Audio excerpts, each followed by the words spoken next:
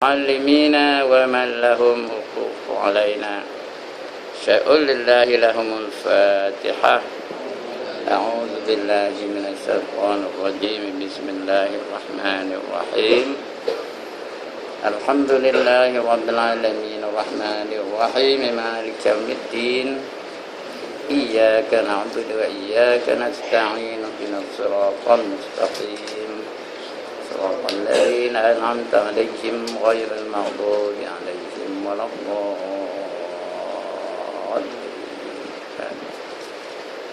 الحمد لله نحمده ونستعينه ونتوب إليه ونستغفره ونعوذ بالله من شرور أنفسنا ومن سيئات أعمالنا.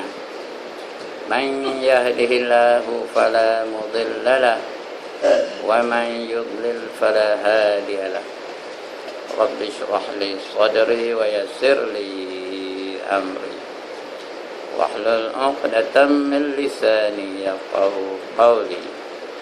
سبحانك لا علم لنا إلا ما علمتنا إنك أنت العليم الحكيم. ولا حول ولا قوة إلا بالله العلي العظيم. أما بعد.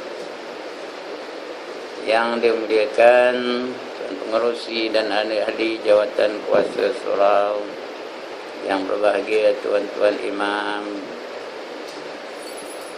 tuan-tuan Bilal, tuan-tuan guru, ustaz-ustaz, ustazah-ustazah, para alim ulama tempatan, ustaz-ustaz, dan juga tetamu kita yang datang dari, saya faham dari Kelantan pun ada, dari Pahang pun ada. Mudah-mudahan semua berada di dalam keredaan Allah semuanya. Syukur kita kepada Allah Subhanahu wa ta'ala. Malam ini dah masuk ke malam yang ke-21 kita berpuasa di bulan Ramadan. Kita telah menjalani berbagai-bagai latihan. Antaranya disuruh kita banyak sembahyang, disuruh kita banyak baca Quran, disuruh kita banyak berzikir, disuruh kita banyak bersedekah, disuruh kita banyak berlapar, disuruh kita pandai-pandai mengendalikan masa. Semua latihan-latihan ini menjurus ke arah kepada satu sifat yang kita sangat-sangat idamkan, iaitu sifat taqwa. Karena Ramadan ini selamatnya kita nak menjadikan diri kita orang-orang yang bertakwa. Kerana sifat takwa itulah yang akan kita bawa balik ke kampung kita. Iaitu di mana kampung kita? Kelantan ke? Pahang ke? Di mana kampung kita? Di akhirat. Mungkin seberang sungai sana je tu. Ada seberang sungai tu, nampak tak? Mungkin situ mana tentunya. Kita akan balik kampung nak bawa bekalan yang cukup untuk kita bersama-sama nanti supaya selesa kehidupan kita di sana. Dan bekalannya bukan duit, bekalannya bukan nasi, bekalannya bukan roti, tapi bekalannya ialah taqwa. Wa tazawwadu fa inna khairaz zadi taqwa, kata Allah. Carilah kamu bekalan yang cukup, maka sebaik-baik bekalan itu ialah sifat takwa. Jadi Allah hendakkan kita ni jadi orang yang bertakwa. Dilatihnya kita, diberinya kita berbagai-bagai agenda, berbagai-bagai aktiviti, semuanya menjurus ke arah ketakwaan. Kalau kita sembahyang banyak, nanti Allah akan cegah daripada perbuatan fahsya dan munkar. Ada tak Allah janji? Inna salata tanha, sambung, anil fahsya'i wal munkar. Ya, orang zikir banyak, Tuhan bagi ketenangan jiwa. Ada ke tak? Ala bizikrillah tatma'innul qulub. Macam-macam latihannya. Di samping itu Allah berikan pula keistimewaan di bulan Ramadan ni. Di antaranya dibukakan pintu syurga, ditutupkan pintu neraka, dibelenggu syaitan. Syaitan tak ada yang lari. Udah ke mana syaitan? Siapa tahu? Kuis perdana malam ni. Syaitan ke mana? Syaitan udah kena ISA. Tahu ke ISA? Ada di taparut. Kalau tak percaya tengok balik langsung. Melambai-lambai je. Tetapi walau bagaimanapun, bukan makna musuh kita dah tak ada. Syaitan udah tak ada, tapi ada lagi musuh kita yang sangat invincible. Apa kata invincible? Kebal. Payah nak dikalahkan. Tak boleh dibunuh pula tu. Itu musuh. Tak boleh dibunuh. Kalau nak dibunuh, kena bunuh tuannya dulu. Apa dia? Iaitu hawa nafsu. Sebelum syaitan ditangkap, dia berpesan kepada hawa nafsu. My dear friend, kata dia, I shall be gone for 1 month. Tahu bukan dia macam orang putih ni? Orang Kelantan ni tahu tak orang putih? I shall be gone for 1 month. In my absence, you have got to work overtime. Faham ke ni? Apa katanya? Aku tak ada di sini bersama kamu selama sebulan. Oleh yang demikian, semasa ketiadaan aku nanti, kamu kena kerja overtime, lebih masa. Ini yang nafsu tu kerjanya, mengajak kita kepada kejahatan sahaja. Kerana ini tugas dia. Allah memang jadikan nafsu tu mengajak kepada kejahatan. Dia tu memang makhluk jahat. Kalau tuan-tuan rajinlah baca kitab namanya Hikam, kita akan jumpa macam mana Allah jadikan nafsu tu. Allah jadikan nafsu tu, lepas tu Allah perintahkan, wahai nafsu, ke depan kamu. Nehin aja dia. Tahu ke nehin? Nehin tahu ke? Kena belajar cakap sini ni. Esok tanya dia apa ni. Apa kata nehin?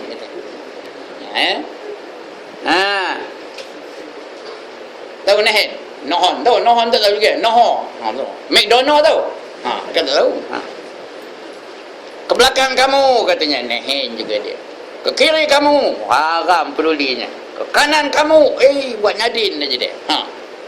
Lepas itu dia perintahkan, wahai nafsu, ke depan kamu, katanya. Nehin aja. Kebetul ditanya nafsu tu, wahai nafsu, siapa kamu, siapa aku? Apa jawabnya? Kamu, akulah, katanya. Masuk neraka 100 tahun lamanya. Tuan-tuan saya muaklah kitab Hikam tu. Mana nak dapat kitab Hikam? Kampung. Pandai. Jenuh kempen dah.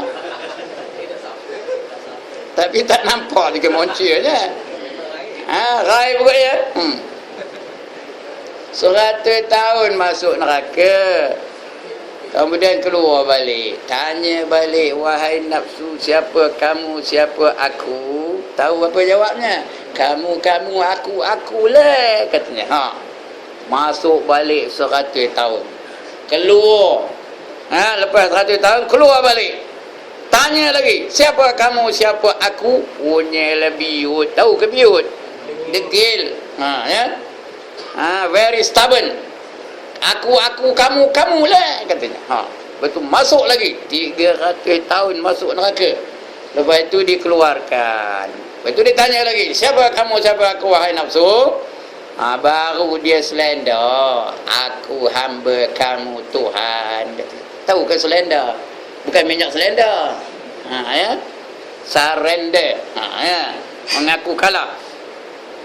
Inilah dia yang dimasukkan ke dalam badan kita ni. Tak ada pula klinik nak ngubatnya. Pergi klinik Aman, apa Aman ke? Aman klinik ya? Tahu dia ubatnya? Pergi doktor, tolong ubat saya ni nafsu banyak kuat. Ada ke? Tak ada ubatnya. Pergi Dr. Razi mungkinlah, kerana dia ada belajar tasawuf juga. Pergi Dr. Razi, itu boleh mungkin ubat. Tapi kalau doktor apa nama tu, Gali tu tak ada. Itulah dia dimasukkan ke dalam badan kita ni. Kerjanya apa? Ngajak buat maksiat. Innan nafsala ammaratum bisu, kata Allah. Sesungguhnya nafsul amarah itu sentiasa mengajak kepada kejahatan. Tuan-tuan bacalah dalam surah Yusuf. Mengapa dalam surah Yusuf Allah letakkan ayat ini? Kerana ada ceritanya. Yusuf ni anak angkat orang besar di negeri Mesir sana, anak angkat Al-Aziz. Ada yang mengatakan dia tu Perdana Menteri Mesir. Ya? Dia dari kecil lagi dicampak dia adik-beradiknya masuk dalam Telaga Buta.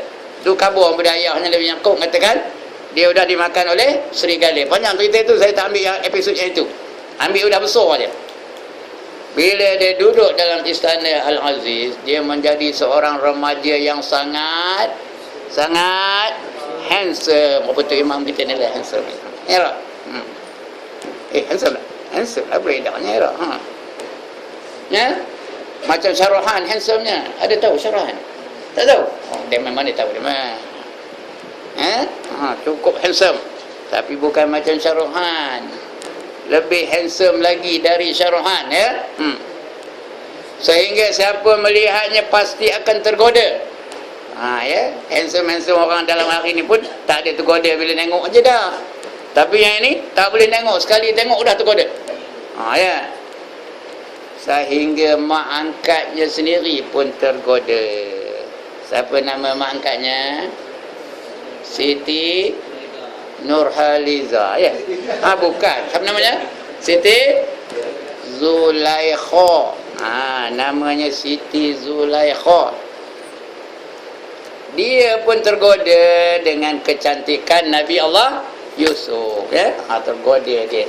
Pada satu ketika dia pun ditutupnya pintu dari dalam, ya, dipanggilnya Nabi Yusuf dan masuk Nabi Yusuf, ditutup, dikuncinya pintu dari dalam. Wa ghallaqatil abwaba wa qalat haytalak.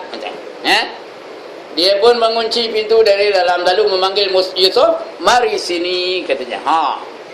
Bukan bunyi itu panggilnya. Kalau manggil orang macam mana? Nak menggoda dengan mari sini, kau itu ke? Lari dia dah, ini dah. Cep. Marilah. Agaknya lah. Ya. Tapi Nabi Yusuf bukan rupa kita. Dia Nabi lagi Rasul. Dia tak ada kena. Dia dipelihara daripada dosa. Dia maksum. Tahu maksum?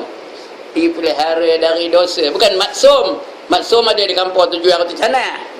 Ini maksum, ya? Dia pelihara daripada dosa. Maka dia pun terus lari. Keluar lari tu nak buka pintu. Belum sempat buka pintu, ditarik oleh Siti Zulaikha bajunya. Cari. Ingat ya, dia anak angkat raja, bukan orang koman-koman. Bukan beli baju perak pasal malam. Paling korang nyebut jaket, ya lah. Koyak begitulah kuat runtunan nafsu daripada Siti Zulaikha. Elok buka pintu, udah masuk pula suami Siti Zulaikha tu, Al-Aziz tu dah masuk. Terperanjat lah dia. Siti Zulaikha pun pucat lah. Apa kata dia? Yusuf cuba goda aku, katanya. Yusuf cuba goda ye, katanya. Kata Yusuf, Indo, pula mana pula, katanya. Tahu ke bunyi tu? Bukan aku yang buatnya, dia yang goda aku, katanya. Ya, begitulah bertengkar-tengkar. Mana satu nak percaya oleh Al-Aziz ni? Lama-lama ada seorang budak kecil baru lahir, dia pula boleh bercakap. Kamu tengok bajunya koyak tang mana? Tang depan ke tang belakang? Kalau koyak tang depan bermakna Yusuf yang cuba goda Siti Zulaikha. Kalau koyak belakang bermakna Zulaikha yang cuba goda Siti Zulaikha yang cuba goda apa? Nabi Yusuf. Tengok-tengok koyak tang mana? Tang belakang. Nyata yang salah Siti Zulaikha.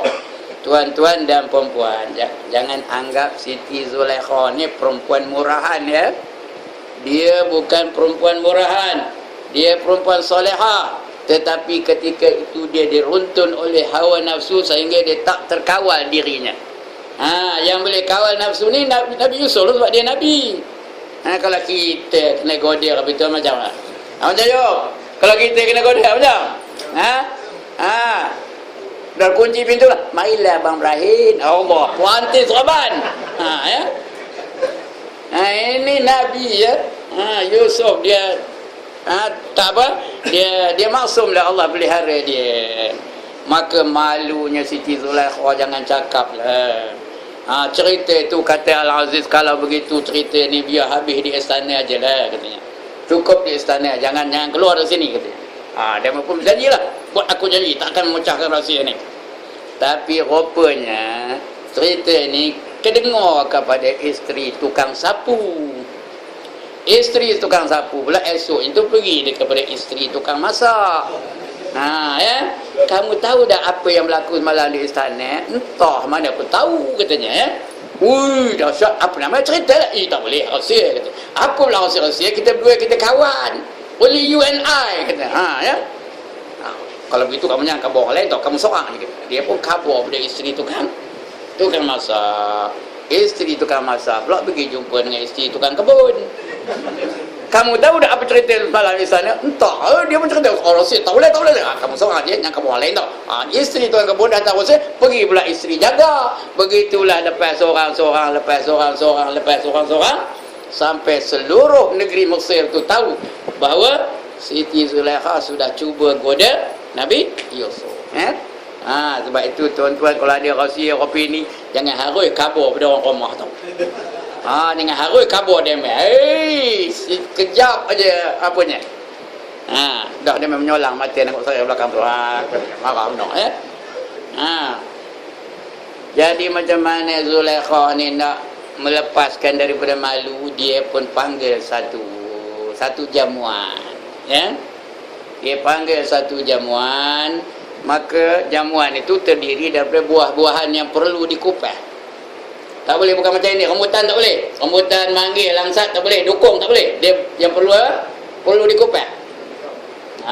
Pelam ke apa lagi? Apple ke agaknya lah, mesti tahu kan ya. Jadi dipanggil lah sampai masanya tuan-tuan, tak ada tuan-tuan, puan-puan sekalian dipanggil semua, isteri pembesar-pembesar belaka. Ya, panggil isteri menteri ini, semua panggil sekali. Ya. Panggil isteri Syamuddin, panggil isteri apa lagi? Isteri Najib, panggil isteri apa lagi?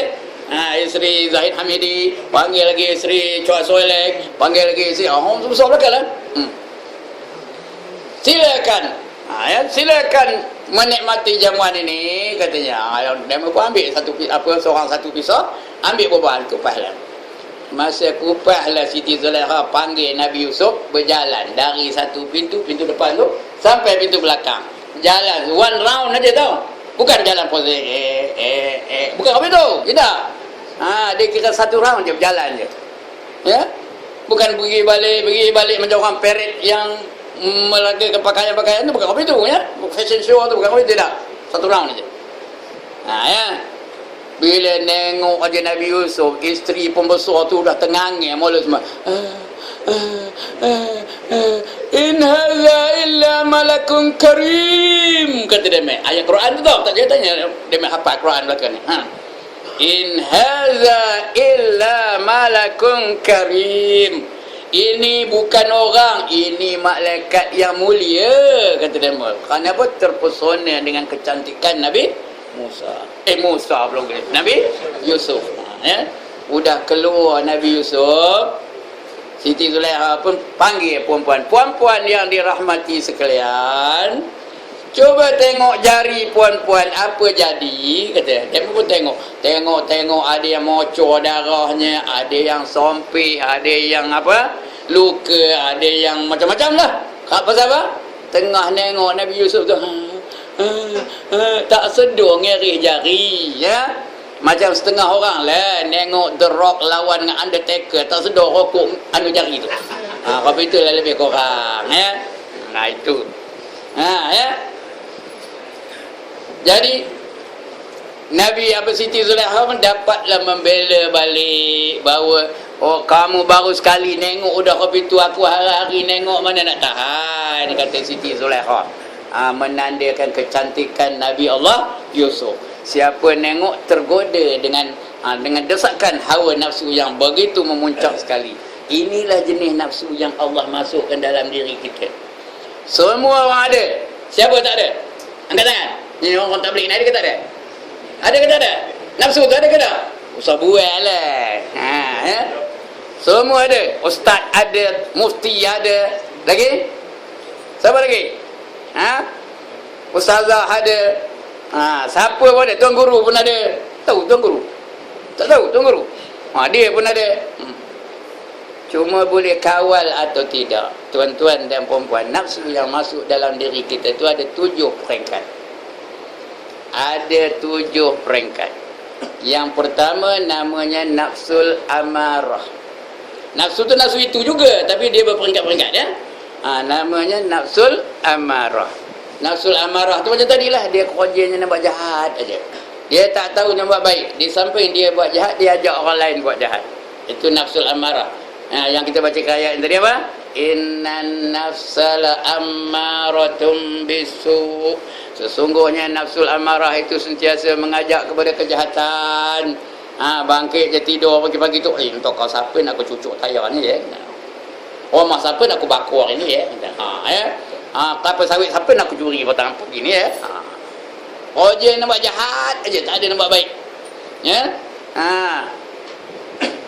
Tapi entah macam mana, dia sekali-sekali pergi ke surau, sekali-sekali jumpa dengan orang tabligh ni, mereka pun ajak dia keluar. Ya, dia pun keluarlah bersama dengan mereka. Ya. Dilatihlah semayang ya. Dia pun dah naik kepada tingkatan yang kedua. Namanya apa? Lawamah. Nama nafsunya apa? Sebut sekali lagi. Lawamah. Ya. Nafsul lawamah ni udah jadi baik. Dia keluar 10 hari ke 40 hari ke, punyalah.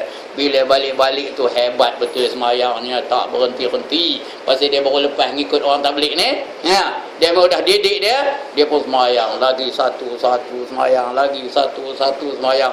Terkejut masjid tengoknya, dulu tak pernah datang, ni datang pula katanya. Itu lawamah. Allah bersumpah nafsul lawamah, nafsul lawamah tu tau. La uqsimu biyaumil qiyamati wa la uqsimu bin nafsil lawamah. Allah bersumpah dengan nafsul lawamah. Begitulah dia semayang, baca Quran, kaji semua, wirid, iktikaf lah. Entah macam mana dia tak ada duduk bersama dengan Dema. Dema ajak keluar sekejap, betul Dema baliklah ke Kelantan, baliklah ke Pahang. Tinggal dia seorang. Bila tinggal dia seorang, dia pun balik ke rumah. Balik ke rumah udah nengok Undertaker lawan dengan The Rock. Tak kenal ke nama ni? Undertaker lawan The Rock. Dia pun tak kenal ya? Lepas itu dah terbeli aja matanya. Ataupun nengok Hindustan. Lagi tu. Nengok Hindustan. Tergolik. Satu lagu 4 kali bertukar pakaian. Lepas tu naik kereta api, turun kereta api, bergolik keliling pokok pula tu, hero tu pegang pula sari tu, berpusing-pusing dah tu, buka sari tu, buka balik, tutup balik, nyanyi lagu Cel Mary Sate, Hai Mary Hati. Dia dah tengangguk aja. Ketika itu dah nafsu tu balik apa? Menggoda dia. Udah hilang serobannya, udah hilang kepiah putihnya lepas itu, udah hilang jubahnya, nyudahnya udah pakai seluar pendek balik. Lepas itu pergi berjoget pula, deng. That's the way I like it. Apa tu? Datang balik orang tabligh tu, balik dia jadi baik ya. Begitulah, kejap-kejap baik, kejap-kejap jahat, kejap-kejap taat, kejap-kejap derhaka. Itu namanya apa? Lawamah. Dia turun naik macam kita lah. Kejap ni rasa-rasa balik, nak qiyamul lail, tak nak pergi ke mana-mana. Sampai ke rumah udah ada akademi fantasia, udah tak jadi menong ya. Itu dia. Nafsul lawamah, kadang turun, kadang naik. Sebab itu tuan-tuan dan siapa-siapalah, mestilah nak berada dalam jamaah. Jamaah yang menyeru kebajikan dan mencegah kemungkaran. Kalau kita dalam jamaah tu akan sentiasa menjaga kita. Kalau kita lalai akan diingatkan oleh para jemaah itu. Ajak kita dengan program-program yang boleh menguatkan iman kita. Jangan seorang-seorang. Kalau seorang-seorang hanyut tu sebuah lah, ustaz pun hanyut. Ya. Ulama pun hanyut. Ada tak ulama yang akhir jadi kafir? Ada ke tak ada? Bersisa salah seorang daripadanya. Kenapa? Dia tidak menjaga istiqamahnya, tidak dijaga. Tapi kalau dia boleh istiqamah, terus melakukan kebaikan, dilatih bersama dengan jemaah sentiasa, maka dia meningkat kepada tingkatan yang ketiga. Namanya mulhimah. Ni dapat ilham dah. Fa'alhamaha fujuraha wa taqwaha.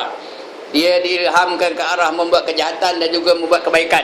Siapa dapat ilham jahat, dia tahu je dia nak buat jahat. Ya, pandai aja dia mencipta alat-alat muzik yang boleh melalaikan daripada mengingati Allah itu. Dia dapat ilham kejahatan dia. Tahu aja dia mencipta saksofon lah. Dia pun tiup dah pala pepe pepe pepe pepe.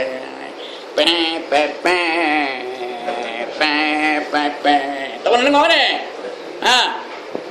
Tapi kalau dia dapat ilham kebaikan, tahu aja dia macam mana nak ngajak orang buat baik. Dia anjurkan program-program ceramah, program-program qiyamul lail, program-program bergotong royong, program-program meninggikan syiar Islam. Dia tahu aja itu ilham. Ilham ni boleh jadi baik, boleh jadi jahat. Kalau datang dari syaitan, itu ilham yang jahat. Kalau datang dari malaikat, ilham yang baik. Jadi yang ini dia dah baik. Istiqamah. Semayang istiqamah, mengaji istiqamah, dakwah istiqamah, baca Quran istiqamah, ya. Tak ada lagi tak ada lagi chip semua. Tahu apa chip semua? Ya Allah, dia tak tahu apa chip semua. Apa chip semua? Kejap ada, kejap tak ada. Ada aja, tiap waktu dia ada. Tapi tak seronok. Walaupun ada tapi tak seronok. Ya. Semayang dia semayang, tapi tak seronok. Kalau tu imam baca panjang, ngamuk dalam hati dia. Apa tu imam tu baca surah tinggi-tinggi? Macam tadi, apa baca surah-surah daripada An-Nisa lah, baca itulah. Apa baca lah, inna ataina, bukan tak sah katanya. Dalam hati dia. Ya. Dalam hati dia. Tak seronok. Tambah kalau saya ceramah ni, dia kerjanya apa? Apa kerjanya? Nengok jam aja habis. Bila nak berhenti? Itu mulhimah lah tu. Dia buat juga, tapi dengan rasa hati yang tak seronok, ya. Dan dia benci, dia tak benci dengan maksiat. Dia tak buat maksiat, tapi masih lagi teringat dengan maksiat yang dilakukannya dulu-dulu tu. Kadang senyum menjadi seorang, teringatkan maksiat dia dulu-dulu. Kalau baca surat khabar, dia nengok juga muka surat belakang, berapa naik nombor ekor ni, ya. Dia ngambil tidak dah. Tapi dia nak tahu juga berapa naik nombor ekor. Tengok Allah 986 nombor tu aku tu katanya. Ya. Tahu ke mana 986? Tahu mana? Ada luar tu. Ya. Kalau dia baca surah khabar apa-apa kan, dia baca muka tengah dulu. Apa perkembangan terbaru terhadap Abi Abadi? Ya. Apa perkembangan terbaru terhadap Siti Nur Haliza? Apa perkembangan terbaru terhadap Neng Baizura. Kamu ingat saya ni komen benar ke? Ya. Maka dia masih lagi terikut-ikut dengan aktiviti-aktiviti artis-artis dan sebagainya. Walaupun dia tak buat maksiat lagi, tapi hatinya masih seronok dengan maksiat. Ya. Kalau dia boleh istiqamah, didik betul, didik sampai ke tingkat yang ke atas, yang keempat, maka dia sudah selamat. Itu namanya mutmainnah. Namanya nafsu tu apa? Mutmainnah. Orang nafsu mutmainnah, Allah sudah jamin syurga.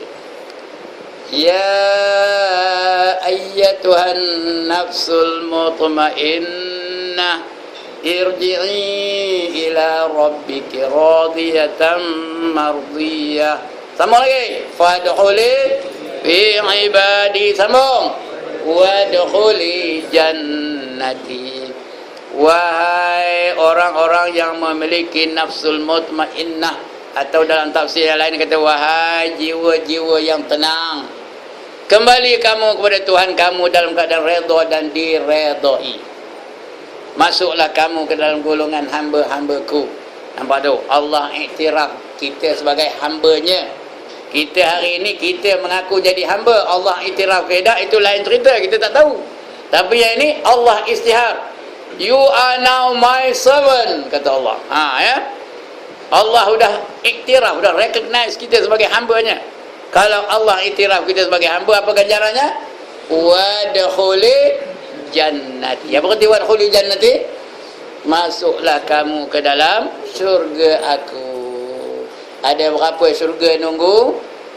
Ada berapa syurga nunggu? Tuan-tuan, puan-puan? Udah tak berani jawabnya. Ada berapa syurga nunggu? 8, bukan 7. Kalau 7 tak cukup lah tu. Ada 8 syurga menunggu bagi orang-orang yang beriman dan beramal soleh. Ini dah. Ya.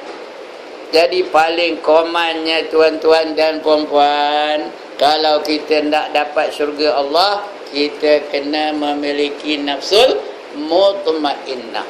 Orang nafsul mutmainnah ni seronok melakukan kebaikan, seronok sembahyang tarawih, seronok sembahyang witir, seronok qiyamul lail, seronok menderma, seronok melakukan sebarang ketaatan kepada Allah, seronok menutup aurat.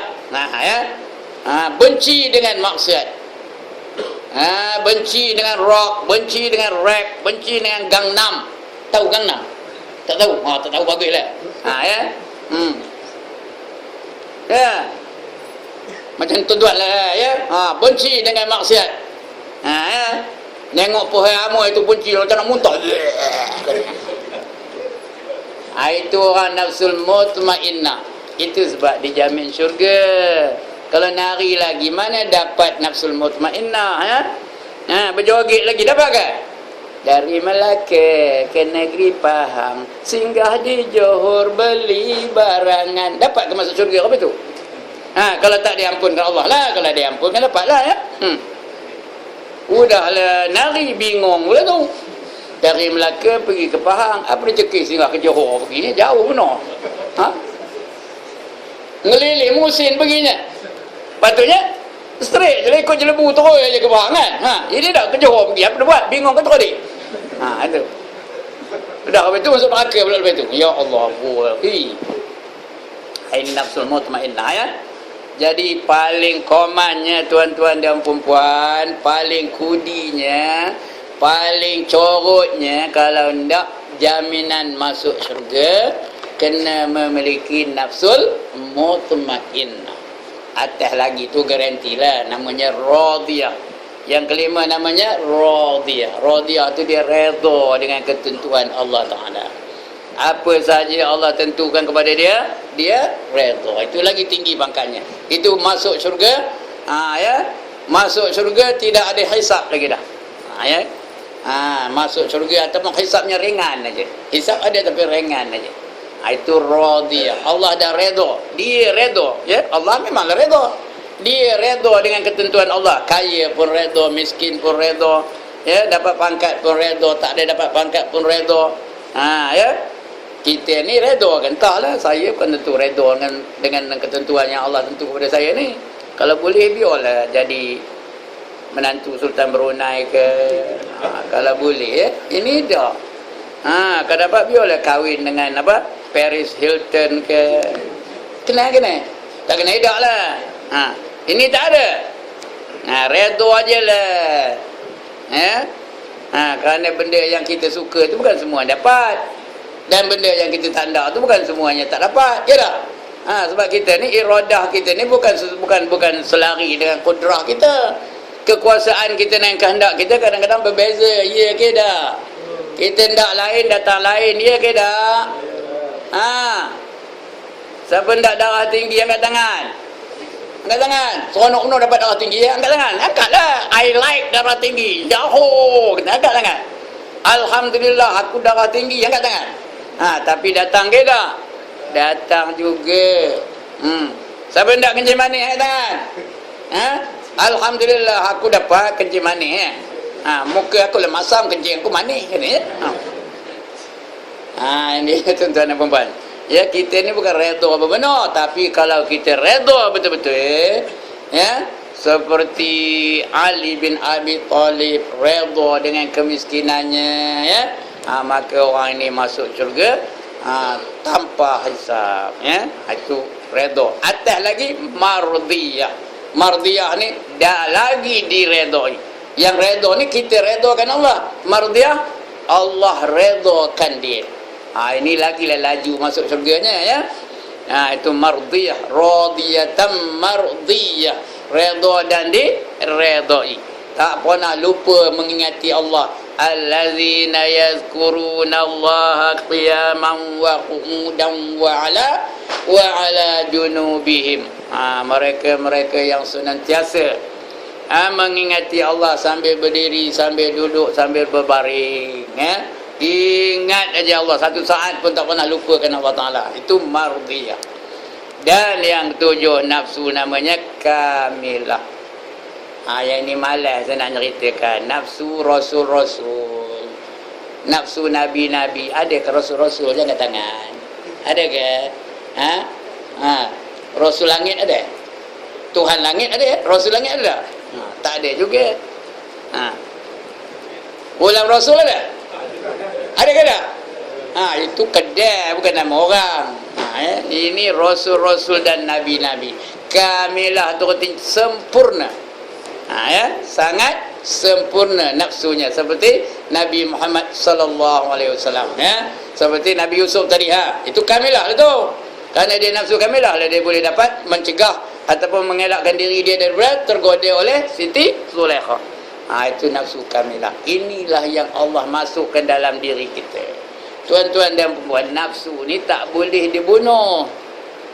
Kerana kalau nak bunuh, kena apa? Kena bunuh tuan je dulu. Tapi nafsu hanya boleh dikawal. Kita kawal nafsu tu.